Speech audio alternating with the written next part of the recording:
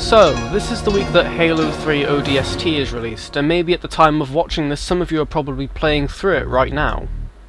Last week I reviewed Halo 3, which was the last game in the series. Now of course there aren't any more Halo games left to review, and I can't do my Horde vs Firefight feature until next week, so while you wait for that, I've decided to do a review of Sonic Unleashed on the Xbox 360. As a side note, it's worth mentioning that the PlayStation 2 and Wii versions of this game are totally different to the Xbox 360 and PlayStation 3 versions.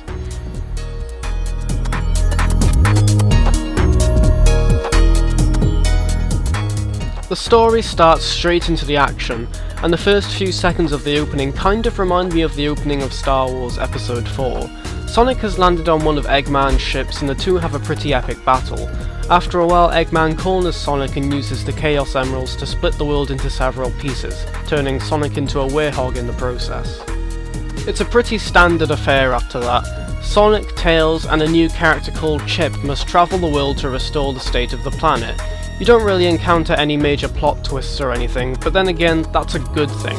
One of the most annoying things about the previous Sonic games is that they've been far too complicated and serious for a Sonic game. It's good to have a simple story that you can follow with some humour injected into it.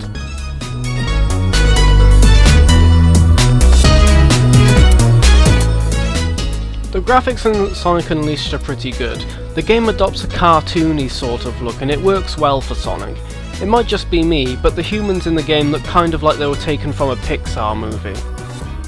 One major flaw with the graphics is the frame rate. It usually holds up pretty well, but in the later stages of the game the frame rate can get pretty choppy, which spoils an otherwise brilliant sense of speed that the game provides.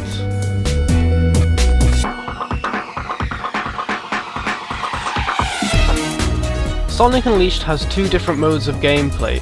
There's daytime levels and then there's nighttime levels. The daytime levels are, frankly, brilliant, and they're what 3D Sonic games should have been from the very start, combining old school Sonic gameplay with successful elements from more recent games, such as the boost gauge from the Sonic Rush series on the DS. The problem? There's not enough daytime levels. Each daytime level is about 3 or 5 minutes long, depending on how good you are, which is criminally short for something that's supposed to be considered a full level. I also would have liked to have seen some more platforming.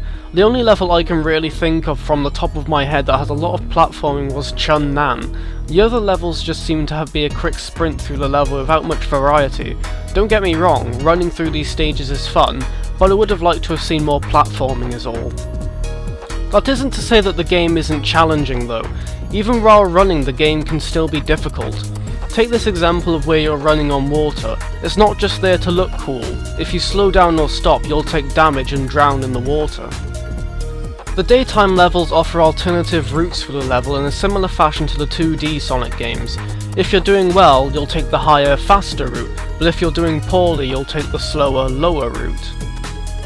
After each level you're awarded experience, which you can use to level up things like your speed or your boost gauge.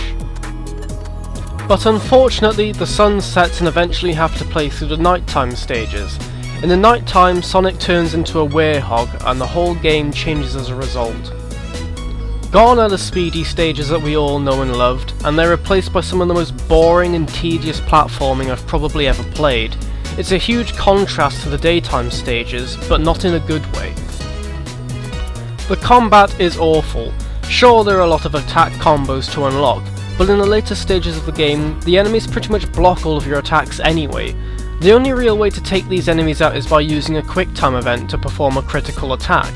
This isn't much of a problem on its own, but if you fail the QuickTime event, the enemy's health is completely restored and you're back at square one again. One level in particular, Shamar Night, has to be one of the worst gameplay experiences I've ever had. Why? Some of the enemies are on fire, so if you just go and attack an enemy, you'll be set on fire as well.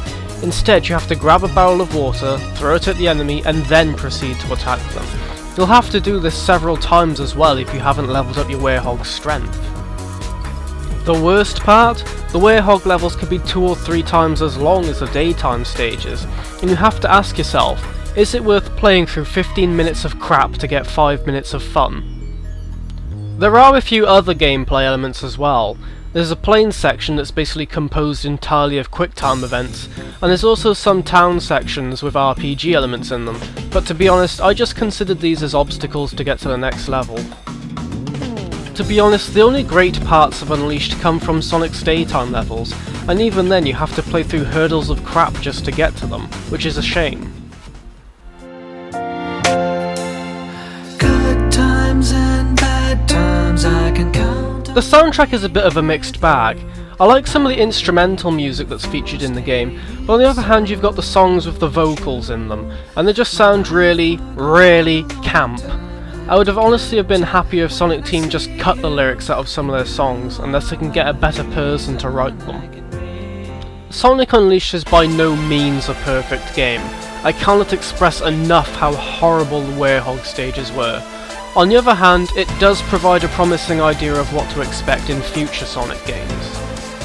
I'd say try out the demo if this interests you, and if you want to play some more after that, then give it a rent or buy it on the cheap if you can.